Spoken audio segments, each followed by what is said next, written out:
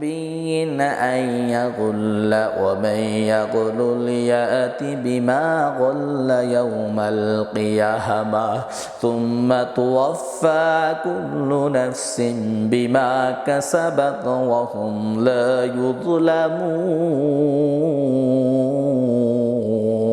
الله أكبر আল্লাহ রাব্বুল আলামিন বলেন যারা খেয়ানত করে কোনো নবীর কাজ হতে পারে না। পৃথিবীতে কোনো নবী কোনো আমানতের খেয়ানত করে নাই। আল্লাহর নবী যে মুহাম্মদুর রাসূলুল্লাহ যেদিন মক্কা থেকে মদিনায় হিজরত করার জন্য রওনা দিলেন, পৃথিবীর মুসলমানদের ইতিহাস সাক্ষী হযরত আলী রাদিয়াল্লাহু তাআলা আনহুকে ঘরের মধ্যে রেখে গিয়েছিলেন। কেন রেখে গিয়েছিলেন? আল্লাহর নবী তো ইচ্ছা করলে আলীকে নাও রাখলে চলতো। আল্লাহর নবী যে চিন্তা করলেন মক্কার কাফেররা আমার কাছে যে আমানত দিয়ে গেছে, আমি যদি মুহাম্মদ আজকে মদিনায় হিজরত করে চলে যাই, আগামীকাল গোটা পৃথিবীর মানুষ আমাকে বলবে বিশ্বনবী কাফেরদের আমানত নিয়ে পালাইছে। হযরত আলীকে রেখে গেছেন। আলী বললেন ইয়া রাসূলুল্লাহ ইয়া হাবিবাল্লাহ, আমাকে রেখে যাওয়ার কারণ কি? আল্লাহর নবী যে একটা টুবলা হযরত আলীর কাছে তুলে দিলেন আর বললেন আলী তোমাকে রেখে গেলাম, সকালবেলা আমাকে খুঁজতে খুঁজতে যখন তোমার কাছে এসে পৌঁছাবে তুমি তাদেরকে বলো বিশ্বনবীর আমানতটা আমি আল্লাহর নবী আমার কাছে রেখে গেছেন, তোমাদের আমানতটা তোমরা বুঝে নাও, যেন গোটা পৃথিবীতে কেউ এই কথা বলতে না পারে বিশ্বনবী কাফেরদের আমানত নিয়ে পালিয়েছেন। বলেন ঠিক কিনা? অথচ আমরা আজকে আমানতের খেয়ানত করি। আল্লাহ রাব্বুল আলামিন বলেন ইয়া আইয়ুহাল্লাযীনা আমানু তাকুল্লাহা ওয়া কুনু মা'আস সাদিকিন, তোমাদের যারা বন্ধু হবে, ভালোবাসার মানুষ হবে, তারা যেন মুত্তাকি হয়, তারা যেন সাদিকিন হয়, তারা যেন সালিহিন হয়, তারা যেন ভালো মানুষ হয়। কারণ আল্লাহর হাবিব বলেন কিয়ামতের মাঠে যখন আল্লাহ তাবারক ওয়া তাআলা কাউকে ডাকবেন, একা একা ডাকবেন না, তাদের সঙ্গী সহকারে ডাকবে, তাদের নেতা সহকারে ডাকবে। যদি নেতারা সবচেয়ে বড় বাটমার হয়, বদমাইশ হয়, তাহলে কিয়ামতের মাঠে কিন্তু আমিও বদমাইশদের কাতারে দাঁড়িয়ে যাব। আর যদি আমার নেতাটা বিশ্বনবী নেতা হয়, আমার নেতা যদি আবু বকরের মতো হয়, আমার নেতা যদি ওমরের মতো হয়, কিয়ামতের মাঠে হয়তোবা রব্বুল আলামিন ওই নেতাদের জন্য আল্লাহ তাবারক তাআলা তার জান্নাতের ব্যবস্থা করে দিবেন। বলেন সুবহানাল্লাহ। لن تنالوا البر حتى تنفقوا مما تحبون وما تنفقوا من شيء فإن الله به عليم। তোমাদের ওই সব জিনিস যা তোমাদেরকে ভালোবাসে তা আল্লাহর পথে খরচ না করা পর্যন্ত তোমরা নেকি হাসিল করতে পারবে না। আল্লাহ বলেন তোমরা যাকে বেশি ভালোবাসো, আমরা ভালোবাসি কাকে? দুনিয়াকে। আমরা ভালোবাসি কাকে? আমার স্ত্রীকে। আমরা ভালোবাসি কাকে? আমার সন্তানকে। আল্লাহ রাব্বুল আলামিন বলেন যদি তোমরা এই ভালোবাসাকে ছেড়ে না দাও, মনে রাখবা তোমাদের দুনিয়াও শেষ, আখিরাতও শেষ, বরং তোমরা আল্লাহকে ভালোবাসতে ভুলে যাবে। বলেন ঠিক কিনা? আজকে যত গুনাহ করি, যত অপরাধ করি, কার জন্য করি? সন্তানটার জন্য করি। চিন্তা করি সন্তান নাকি ইউনিভার্সিটি পড়াতে হবে, স্ত্রীকে সোনার গহনা দিতে হবে, তাদের ভালোবাসায় পড়ে আজকে আল্লাহর ভালোবাসা ভুলে গেছি। রব্বুল আলামিন বলেন আর তোমরা খরচ করতে তা আল্লাহর অজানা থাকবে।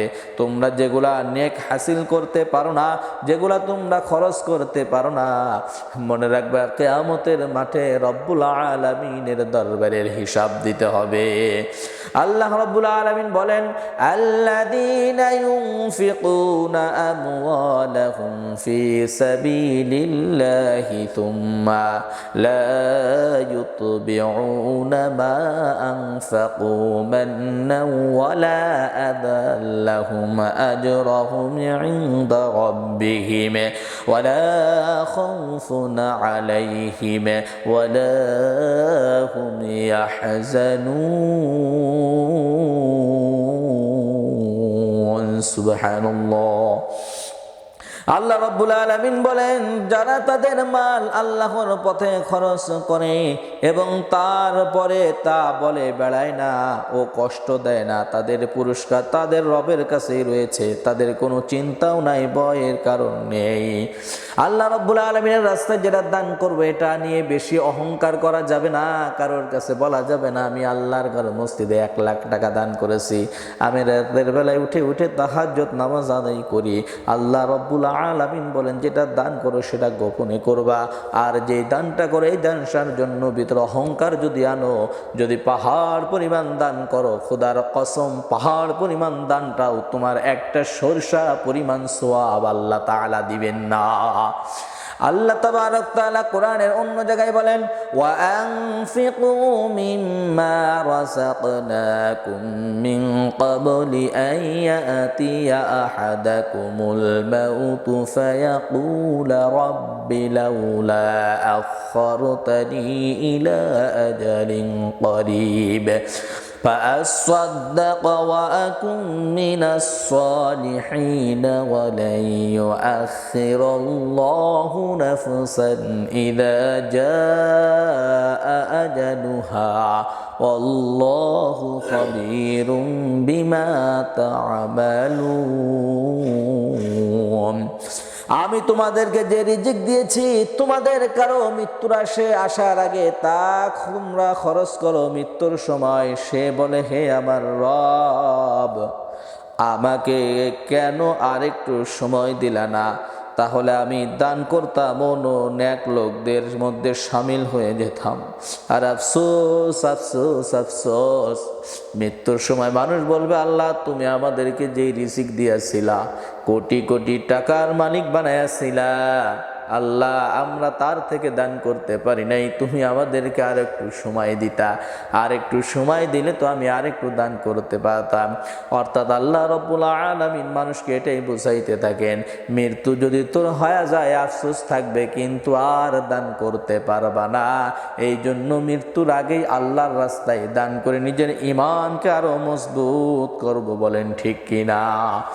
রব্বুল আলামিন বলেন, আল্লাযীনা ইউনফিকুনা ফিস সাররাই ওয়াদ দাররাই ওয়াল কাযিমিনাল গায়যা ওয়াল আফিনা আনিন নাস ওয়াল্লাহু ইউহিব্বুল মুহসিনিন।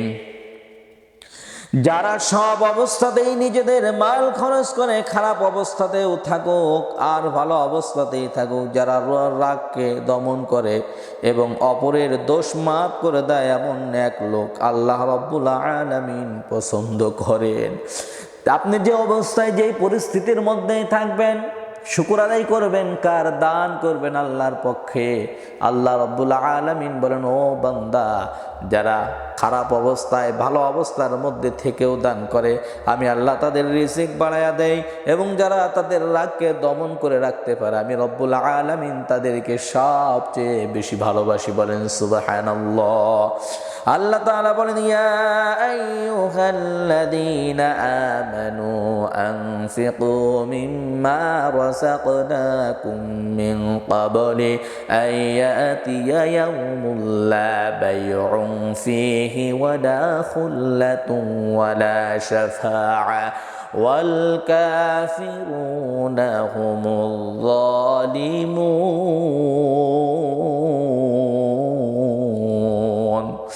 ওই সব লোক যারা ঈমান এনেছো, আমি তোমাদেরকে যে রিজিক দিয়েছি তা থেকে তা খরচ করো।